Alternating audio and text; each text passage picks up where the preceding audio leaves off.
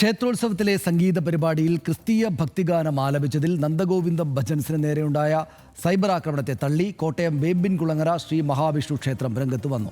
ക്രിസ്തീയ ഗാനം പാടിയത് അപരാധമല്ലെന്നും വിവാദം ഇളക്കിവിട്ട് ഒരു ദേശത്തെ തകർക്കരുത് എന്നും ക്ഷേത്ര പുനരുദ്ധാരണ കമ്മിറ്റിയുടെ അഭ്യർത്ഥന വന്നു. ഈ പരദേവനഹോ എന്നാരംഭിക്കുന്ന ക്രിസ്തീയ ഭക്തിഗാനമാണ് നന്ദഗോവിന്ദം ഭജൻസ് ക്ഷേത്രോത്സവത്തിൽ പാടിയത്. ഹിന്ദു ഐക്യവേദി അധ്യക്ഷ KP ശശികല തുടക്കമിട്ട അധിക്ഷേപം സംഘപരിവാർ സൈബർ ഹാൻഡിലുകൾ ഏറ്റെടുക്കുകയായിരുന്നു. കേരളത്തിന്റെ മതസൗഹാർദ്ദ പാരമ്പര്യം തകർക്കാനാണോ സംഘപരിവാർ ഇത്തരം വിവാദങ്ങളിലൂടെ ശ്രമിക്കുന്നത്? കാണാം RDX rap.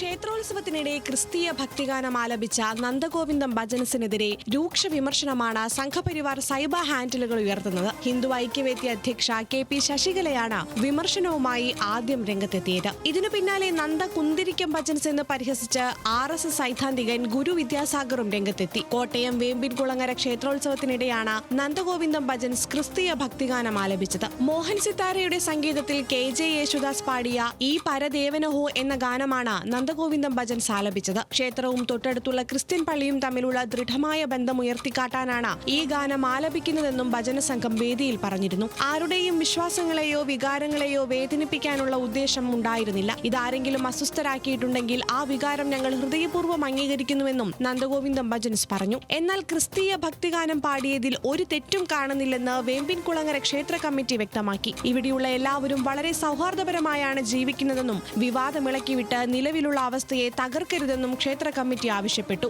RDX rap news Malayalam.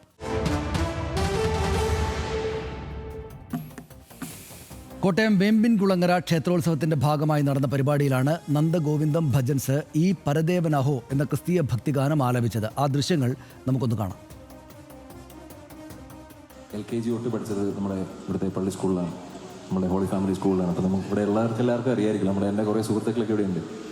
നമ്മളുടെ ഈ ഭജന നടക്കുമ്പോൾ തന്നെ ഇത്രയും തിരക്ക് വരുന്ന അറിഞ്ഞിട്ട് നമുക്ക് വേണ്ടി പാർക്കിംഗ് സൗകര്യങ്ങൾ എല്ലാവർക്കും തരുന്ന അവിടുത്തെ പള്ളി ഗ്രൗണ്ടിലാണ്. ദേശവിളക്ക് എന്നുള്ള നമുക്ക് അടുത്ത ദിവസമുണ്ട് ദേശവിളക്ക്. ഇപ്പോൾ ദേശവിളക്ക് ഇവിടെ നടക്കുന്ന സമയത്ത് ദേശം മുഴുവൻ വിളക്കുകളാണ്. ആ സമയത്ത് ഇവിടെ പള്ളിയിലും വിളക്കുകൾ എത്തിക്കാറുണ്ട്. അപ്പോൾ അങ്ങനെ പോകുന്നൊരു നാടാണ്. നമുക്ക് വേണ്ടി ഇത്രയും സൗകര്യങ്ങളെല്ലാം ചെയ്തു തന്ന അവർക്ക് വേണ്ടി ഒരു പാട്ട് നമുക്ക് പാടാമല്ലോ അല്ലേ?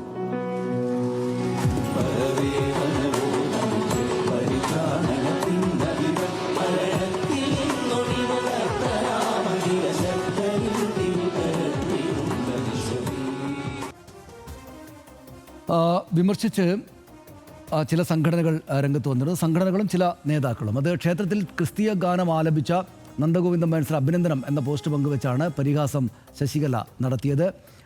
ഇതിലിപ്പോൾ സംഘപരിവാർ മൊത്തത്തിലല്ല കേട്ടോ, ഇതിനകത്തുള്ള കുറച്ച് ആളുകളാണ്. ഇതുവരെ അവരെ ആരും അഭിനന്ദിച്ചിരുന്നില്ല എന്ന ചോദ്യത്തോടെയാണ് പോസ്റ്റ് ആരംഭിക്കുന്നത്.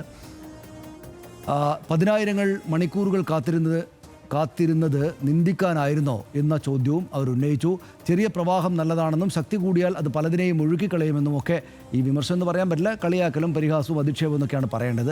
ഇരിക്കുന്ന കൊമ്പ് എത്ര ബലമുള്ളതാണെങ്കിലും സ്വയം മുറിച്ചാൽ അത് മുറിയാതിരിക്കില്ല എന്നൊക്കെ ശശികല പറഞ്ഞു. ചിക്കൻ മസാല നല്ലതാണ്, പക്ഷേ പായസത്തിലിടരുത് എന്ന് ഒരു വീട്ടമ്മയുടെ ഉപദേശമാണ് എന്ന മട്ടിൽ അവർ എഴുതി.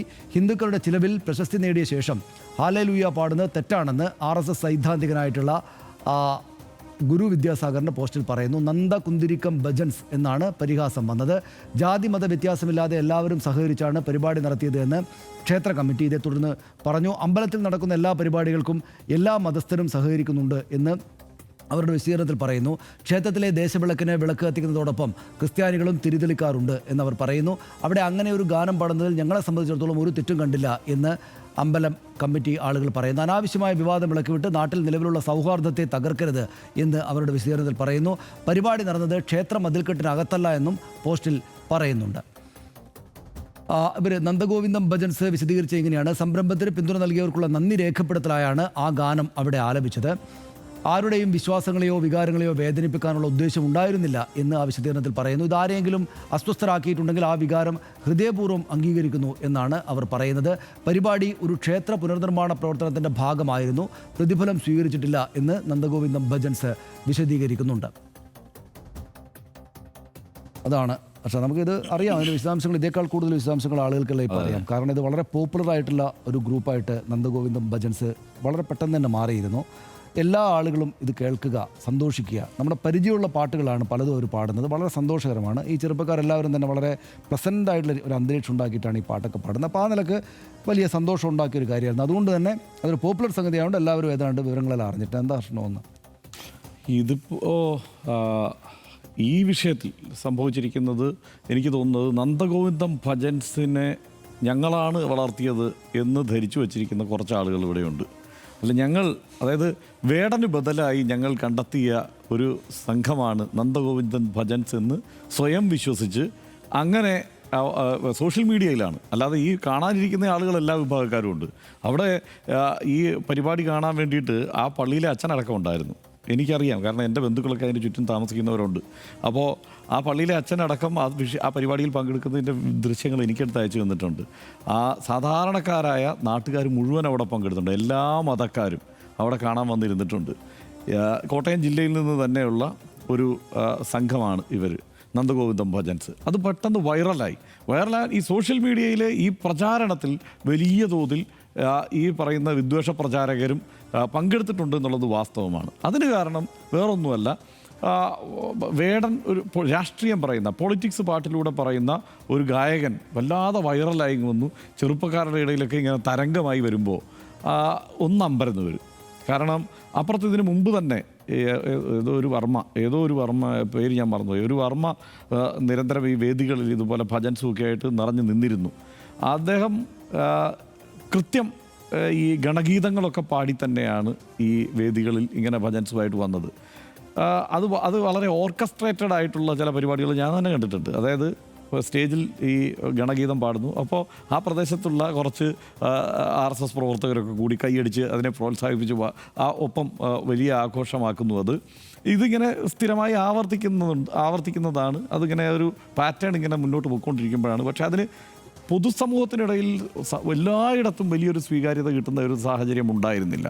അപ്പോഴാണ് നന്ദഗോവിന്ദം ഭജൻസ് ഇവർ അത് കുറേ കൂടി അവർ ഇത് ഗണഗീതം പാടിയല്ല അവർ ഹിറ്റായത്. അവർ ഹിറ്റാവുന്നത് എന്താണ്, ആളുകൾക്ക് മനസ്സിലിങ്ങനെ വല്ലാതെ നൊസ്റ്റാൾജിയ ഉണ്ടാക്കുന്ന സിനിമാ പാട്ടുകൾ പാടി. രാധതൻ പ്രേമത്തോളാനെന്നുള്ളത് ഭക്തിഗാനമാണ്. അത് യേശുദാസിൻ്റെ വളരെ പ്രശസ്തമായ ഭക്തിഗാനമാണ്. ആ പാട്ടാണ് ഇവരെ ഏറ്റവും കൂടുതൽ, ആദ്യഘട്ടത്തിൽ ഇവരെ ഏറ്റവും കൂടുതൽ പാടി ആളുകൾ ശ്രദ്ധിച്ചത് ആ പാട്ടാണ്. അപ്പോൾ അതുപോലുള്ള പാട്ടുകൾ, ഭക്തിഗാനങ്ങൾ പാടുക, ഒപ്പം ഭക്തിഗാനങ്ങൾ പാടുന്നൊപ്പം സിനിമാ പാട്ടുകളും പാടുക, അതായിരുന്നു അവരുടെ ഒരു പാറ്റേൺ. അല്ലാതെ ഇതേതെങ്കിലും ക്ഷേത്രത്തിലെ ആരാധനയുടെ ഭാഗമായി പാടുന്നതല്ലല്ലോ. ഇതും ഒരു ക്ഷേത്രത്തിലെ ആരാധനയ്ക്ക് വേണ്ടി പാടുന്ന പരിപാടിയേ അല്ല. ആ ക്ഷേത്രത്തിൻ്റെ പരിസരത്ത് ഒരു കലാപരിപാടി ഇവർ സംഘടിപ്പിക്കുന്നു. ആ കലാപരിപാടിക്ക് വലിയ സ്വീകാര്യത കിട്ടുന്നു. എല്ലാവരും അവിടെ ഒത്തുചേരുന്നു. ആ നൊസ്റ്റാൾജിയയും ഭക്തിയും സന്തോഷവും എല്ലാം കൂടെ അങ്ങനെ സമന്വയിക്കുന്ന തരത്തിലേക്ക് അവതരിപ്പിക്കുന്നതിൽ ഇവർ വിജയിക്കുകയും ചെയ്യുന്നു. നല്ല വെൽ ഓർക്കസ്ട്രേറ്റഡ് ആയിട്ടുള്ള ഒരു പരിപാടിയാണത്. നന്നായി തന്നെ അതവർ എക്സിക്യൂട്ട് ചെയ്യുന്നുണ്ട്. മാത്രമല്ല, ഇതിൻ്റെ പ്രധാനപ്പെട്ട ഇതിൻ്റെ ഗായകനായിട്ടുള്ള നവീൻ എന്നാണ് അദ്ദേഹത്തിൻ്റെ പേരെന്ന് തോന്നുന്നത്, നവീൻ മോഹൻ, അദ്ദേഹം പറയുന്നത് കേട്ടു കഴിഞ്ഞ ദിവസം, ഇതെല്ലാം സ്ഥിരം ഇത് ആവർത്തിച്ചാലും ഒരബദ്ധമുണ്ടാവും. കാരണം അങ്ങനെ തന്നെയാണ് അവർ ഡിസൈൻ ചെയ്തിരിക്കുന്നത്. കാരണം ഇതിൻ്റെ ഒരു ആവർത്തനം ഉണ്ടാവാതെ അതിനെ കൂടുതൽ പുതുമയോടെ നിലനിർത്തിക്കൊണ്ട് തന്നെ മുന്നോട്ട് പോകണം. അങ്ങനെ ഒരു കലാപരിപാടിയായിട്ടാണ് അവരും കാണുന്നത്. അല്ലാതെ ഇതിവിടെ ആളുകൾ എന്തോ കരുതിയിരിക്കുന്നത് നമ്മുടെ ഗംഗാ ആരതിയൊക്കെ പോലത്തെ എന്തോ ഒരു ആരാധന പരിപാടിയാണ് എന്ന മട്ടിലാണ് ഇതിനെ അവതരിപ്പിച്ചത്. അങ്ങനെ കാണുന്നവരുണ്ടാവാം, അവരൊക്കെ അങ്ങനെ തന്നെ ആസ്വദിച്ചോട്ടെ. അങ്ങനെ ആസ്വദിക്കാനുമുള്ള ചേരുവകൾ അവരുടെ പരിപാടിയിലുണ്ട്. പക്ഷേ ഇതൊരു ആരാധനയുടെ ഭാഗമല്ല. മാത്രമല്ല, ഇപ്പോൾ കോട്ടയത്ത് ആ പരിപാടിയെക്കുറിച്ച്, ആ നാടിനെക്കുറിച്ച് അവർ തന്നെ പറയുന്നുണ്ട്. അവർ പൈസ മേടിക്കാതെ ചെയ്തിരിക്കുന്ന പരിപാടിയാണത്. ആ ക്ഷേത്ര പുനരുദ്ധാരണത്തിന് വേണ്ടി പൈസ വാങ്ങിക്കാതെ നടത്തിയ പരിപാടിക്കെതിരെയാണ് ശശികലയൊക്കെ ഇമ്മാതിരി വിഷം തുപ്പിയിരിക്കുന്നതെന്ന് ഓർക്കണം. വേറെ ഗുരുവോ എന്തോ ഒരു ഗുരു. അപ്പോൾ ഇവരൊക്കെ അല്ല, ഈ ഗുരു എന്നുള്ള പേരൊക്കെ എടുത്ത് അണിഞ്ഞിട്ട് ഈമാതിരി വർത്തമാനം പറയുമ്പോഴുള്ള ഒരു കുഴപ്പമാണിത്. മനസ്സിലായില്ലേ? നമുക്ക് മനസ്സിലൊരു ഗുരുവേ ഉള്ളൂ, ശ്രീനാരായണ ഗുരു. ആ ഗുരു കൂടി എടുത്തു വെച്ചിട്ട് ഈ സൈസ് വർഗീയതയും വിദ്വേഷവും പ്രചരിപ്പിക്കുമ്പോഴുള്ള ഒരു പ്രശ്നമുണ്ടല്ലോ സനീഷ്. അതുകൊണ്ട് അതിൻ്റെ ഒരു വേദന കൊണ്ട് പറഞ്ഞതാണ്. കാരണം അയാൾ അവതരിപ്പിക്കുന്ന നവീൻ എന്താ പറയുന്നത്, ഇവിടെ എല്ലാവരും സ്നേഹത്തോടെ ഒത്തൊരുമയോടെ ജീവിക്കുന്ന സ്ഥലമാണ്. ഇവിടെ ക്ഷേത്രത്തിലെ അടുത്ത ദിവസം തന്നെയുള്ള എന്തോ ഒരു വിളക്ക് പരിപാടിയുണ്ട്, ദേശവിളക്കിന് ഇവിടുത്തെ എല്ലാ മതസ്ഥരുടെയും വീടുകളിൽ വിളക്ക് തെളിയും. അങ്ങനെ ജീവിക്കുന്നത് കാണുമ്പോൾ സഹിക്കുന്നില്ല. അതാണ് പ്രശ്നം. അങ്ങനെ ഒരു സ്ഥലമോ അങ്ങനെ ആളുകൾ തമ്മിലുള്ള ഒരു ഐക്യമോ മതത്തിനും ജാതിക്കുമൊക്കെ അപ്പുറത്തുള്ള ഒരു സ്നേഹബന്ധമോ അത് ഞങ്ങളിവിടെ അനുവദിക്കില്ല എന്നുള്ള തോന്നലിൽ നിന്നാണ് ഈ വിദ്വേഷ പ്രചാരണം ഉണ്ടാകുന്നത്. അല്ലാതെ അവിടെ വേറെ ഈ കേരളം എന്താ ശരിക്ക് കാണുന്നത് എന്താ? കഴിഞ്ഞ ഈ അടുത്ത ഇടയ്ക്കാണ് മാർക്കോസ് ഒരു ക്ഷേത്രത്തിൽ അമ്പലത്തിൽ ഇതുപോലെ ആനമേളയ്ക്ക് പോയി. മാർക്കോസിനോട് ജനങ്ങൾ ആ ക്ഷേത്രത്തിലെ വിശ്വാസികളായിട്ടുള്ള വലിയ ജനാവലി ആവശ്യപ്പെടുന്നത് എന്താണെന്നറിയാവോ? ക്രിസ്തീയ ഭക്തിഗാനം പാടണമെന്നാണ്. അദ്ദേഹത്തോട് ഇസ്രായേലിൻ നാഥനായി എന്നുള്ള പാട്ട് പാടണമെന്ന് ആവശ്യപ്പെട്ടിട്ട് അദ്ദേഹം പാടി.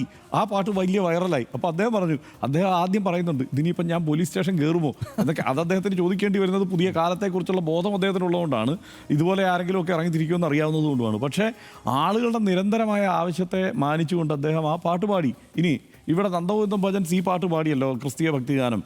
അത് എനിക്ക് തോന്നുന്നത് ജെറി അമൽദേവ് ഈണമിട്ട പാട്ടാണെന്നാണ് എനിക്ക് തോന്നുന്നത്. അതിനൊക്കെ വളരെ വർഷങ്ങൾക്ക് മുമ്പ് ആരോ എഴുതിയ ഒരു പാട്ടാണ്. ഇതുപോലെ അതിനൊരു ചരിത്രമുണ്ട് ആ പാട്ടിന്. ആ പാട്ട് അവിടെ പാടുമ്പോൾ മുഴുവൻ ജനാവലിയും അത് ആസ്വദിക്കുകയാണ്. ആ വിഷ്വൽസ് നമുക്ക് കാണാം. വളരെ സന്തോഷത്തോടെ അത് ആസ്വദിക്കുകയാണ് അവിടെ വന്നിരുന്ന ആ മുഴുവൻ ജനങ്ങളും. അതിനെ ആ മട്ടിൽ ഉൾക്കൊള്ളാൻ ഇവർക്ക് പറ്റുന്നില്ലെങ്കിൽ പിന്നെ ഇവർ കേരളത്തിൽ ജീവിക്കാൻ യോഗ്യരാണോ എന്നുള്ളതാണ് എൻ്റെ സംശയം. കാരണം കേരളം ഇതല്ല, ഇവരുദ്ദേശിക്കുന്നതല്ല കേരളം. അപ്പോൾ ഈ കേരളത്തെ ഈ കേരളം അല്ലാതാക്കാനുള്ള കഠിനമായ ശ്രമത്തിൻ്റെ ഭാഗമായിട്ടാണ് ഈ വിദ്വേഷ പ്രചാരണം ഈ ഘട്ടത്തിൽ നടത്തുന്നത്. കാരണം അതൊരു ആരാധനയുടെ ഭാഗമല്ലല്ലോ. അതിനെ പിന്നെ എന്തിനാണ് ഈ മട്ടിൽ ഇവർ ഈ വിദ്വേഷ പ്രചാരണത്തിനുള്ളൊരു മാർഗ്ഗമാക്കുന്നത്? കാരണം ഇവർ ക്ഷേത്രങ്ങളിൽ ധാരാളം പരിപാടികൾ അവതരിപ്പിക്കുന്നവരാണ്. അവരെ അതായത് ഞങ്ങളില്ലെങ്കിൽ നിങ്ങളില്ല എന്ന മട്ടിൽ പറഞ്ഞ് അവതരിപ്പിക്കാനാണ് ശ്രമിക്കുന്നത്. ഇതിനകത്ത് ഒറ്റ കാര്യം കൂടി ഞാൻ പറയാം. ഇത് കഴിഞ്ഞ കുറേ കാലമായിട്ട് ആവർത്തിക്കുന്ന സംഗതി തന്നെയാണ്. ക്ഷേത്രങ്ങളിൽ പൊതുവേ ഇപ്പോൾ പറഞ്ഞ പോലെ ക്ഷേത്രം ഭരിക്കുന്നവർ വിശ്വാസികളായിട്ടുള്ള ആളുകൾ തന്നെ ക്ഷേത്രത്തിൻ്റെ കാര്യങ്ങളൊക്കെ നോക്കട്ടെ എന്നും ആ നിലയ്ക്ക് കാര്യങ്ങൾ പോകട്ടെ എന്നും ഒക്കെയാണല്ലോ പൊതുവേ നമ്മൾ കരുതുക. പക്ഷെ അതിനിടയിൽ വേറെ ഈ തിരുകാൻ ശ്രമിക്കുന്ന പരിപാടികളുണ്ട്. അതായത് കൊടികുത്തലായിരുന്നു ആദ്യം നടന്നത്. കൊടികുത്തലിനെ തുടർന്ന് കുറേ സംഘർഷം ആദ്യഘട്ടത്തിലുണ്ടായി. അത് ഈ കൊല്ലത്തൊക്കെ വലിയ സംഘർഷത്തിലേക്ക് അത് കലാശിച്ചു. ഇപ്പോഴും അവിടെ നിങ്ങളുടെ കണ്ണൂർ ഭാഗത്തൊക്കെ ഉണ്ടല്ലോ കലശം കെട്ടുന്നതുമൊക്കെയായി ബന്ധപ്പെട്ട് അതിൻ്റെ നിറം എന്തായിരിക്കണം എന്നുള്ളതടക്കമുള്ള വിഷയങ്ങളിൽ തർക്കം ഉണ്ടാവാറുണ്ട്. അപ്പോൾ ആ നിലയ്ക്ക് ആദ്യം ഒരു പെനിട്രേഷനും ഒരു വിഭാഗീയതയ്ക്കും അതിനുള്ളിൽ തന്നെ ഒരു ശ്രമം നടന്നു. അതിൻ്റെ തുടർച്ചയായി നടക്കുന്ന മറ്റൊരു സംഗതിയായിട്ടാണ് ഇതിനെ കാണേണ്ടത്. ഇതിനകത്ത് ഹർഷൻ തുടക്കത്തിൽ പറഞ്ഞ കാര്യമുള്ളൂ. അതായത് ഈ നന്ദഗോവിന്ദം ഭജൻസിനെ ഉണ്ടാക്കിയത് ഞങ്ങളാണ് എന്നതാണ് ഇപ്പോൾ പലയിടത്തും. അതായത് ഈ പറഞ്ഞ ആളുകൾ മാത്രമല്ല, പല സോഷ്യൽ മീഡിയ ആളുകൾ എഴുതുന്നതും സോഷ്യൽ മീഡിയയിലാണ്. നാട്ടിൽ കാണുന്നതിനേക്കാൾ കൂടുതൽ ആളുകൾ സോഷ്യൽ മീഡിയയിലാണ് ഈ അഭിപ്രായം ഉന്നയിക്കുന്നവരായിട്ട് കാണുക. സത്യത്തിൽ അവർ നന്ദഗോവിന്ദം ഭജൻസിനെ അവരുണ്ടാക്കിയെന്ന് മാത്രമല്ല വിചാരിക്കുന്നത്. അവർ വിചാരിക്കുന്നത് അവരാണ് ഹിന്ദു മതത്തെ ഉണ്ടാക്കിയെന്നാണ്. അതെ, ഞങ്ങളില്ലെങ്കിൽ ഹിന്ദു മതം തകർന്നു പോകും എന്നാണ് ഇവർ വിചാരിക്കുന്നത്.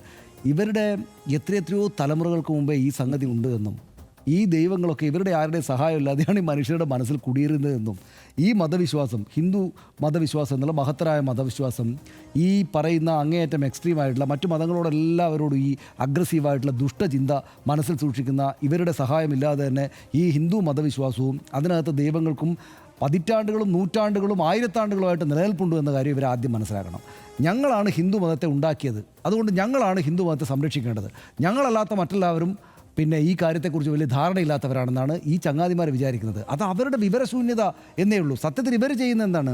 ഇവരെല്ലാം മതത്തിൻ്റെ കണ്ണിലൂടെയാണ് കാണുന്നത്. രാവിലെ എഴുന്നേറ്റ് കണ്ണാടിയിൽ നോക്കി മുഖം കഴുകിയാൽ തൊട്ട് രാത്രി കിടന്നുറങ്ങാൻ പോകുന്നവരെയും ഉറങ്ങിക്കഴിഞ്ഞാലും ഇവർ മതത്തെക്കുറിച്ച് ആലോചിക്കുന്നത്.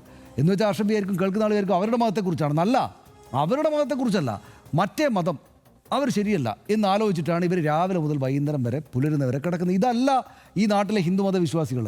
അവർ നവീൻ മോഹൻ പറയാണ് അവിടെ വന്നിട്ട്, നവീൻ മോഹൻ അവിടെ ആ നാട്ടുകാരിൽ LKG മുതൽ പഠിച്ച ആളാണ്. ഇതിനപ്പുറത്തൊരു ചർച്ചുണ്ട്, ഇതിന് ഇങ്ങനെ സഹായങ്ങൾ തന്നിട്ടുണ്ട്, അവർക്ക് വേണ്ടിയിട്ടൊരു പാട്ട് പാടുകയാണ്, നിങ്ങളുടെ അനുഭവത്തോടെ പാടുകയാണ്. മുഴുവൻ മനുഷ്യരും കൈയടിക്കുകയാണ്.